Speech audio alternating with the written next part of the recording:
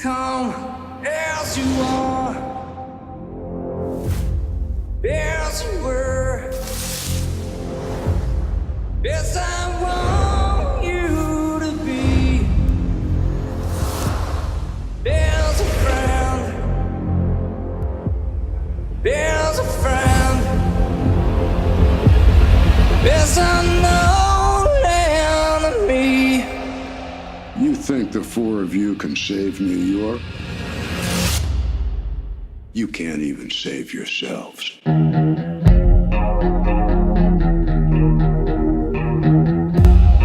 Nice ear. They're horns.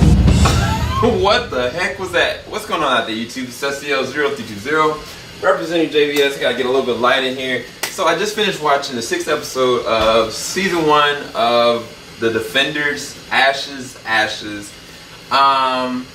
I really liked the way that they showcased all of Iron Fist's faults and literally left them there. Like, okay, where does he stand with all this? Is he going to move forward?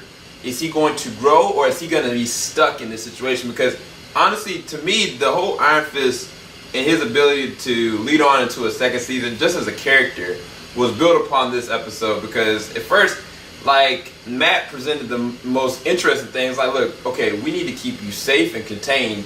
And he started just blowing up. He started going into all these kind of rants, and then he just started to attack the people that are trying to protect him and working for the same exact thing. And it was a dope fight. Matt was giving them those hands, like low key. And I mean, everybody else honestly could have jumped in, but it was just like, Matt, of course, was right. They were all right, but it was like, I understood, you know, looking at the old season, why like he was all anxiety ridden and just overcritical, and just, it was just like all of it got put there. And he had to sit there and be stuck in his mess, and he couldn't save himself, let alone like try to convince anybody.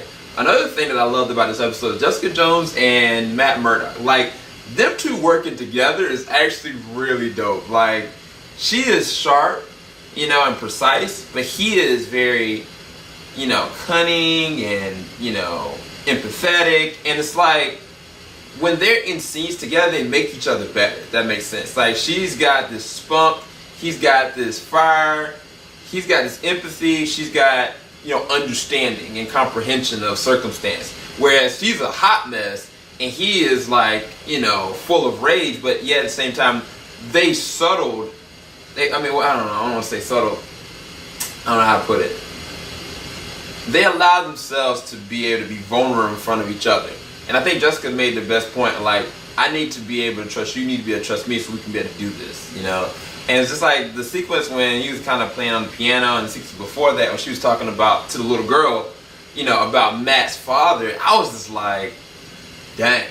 You know, like, yeah, that was actually really good character development and symmetry as far as these characters. Like, for me, I automatically want a second season of Defenders just off of looking at this episode and the episode 2 episodes ago. What was that episode? What was it? Royal Dragon. There was an interesting thing that happened, and I didn't see it coming, but I should have. But I just didn't think it was gonna happen, and it was a death, and it was pretty rough. It was a pretty rough death. But this is a really good episode. This is a really good episode because for me, it made Iron Fist, to me, it made a point to him.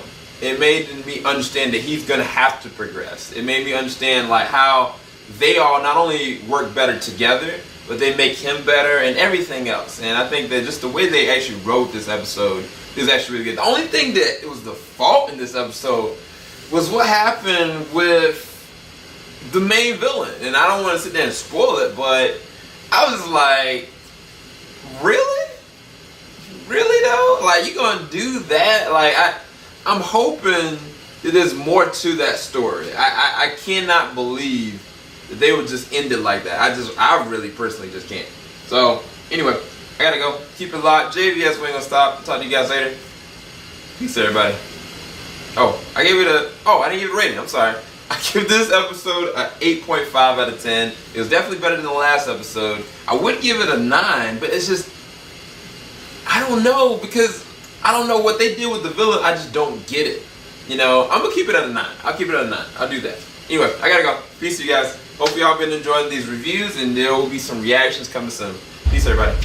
You can't even save yourselves.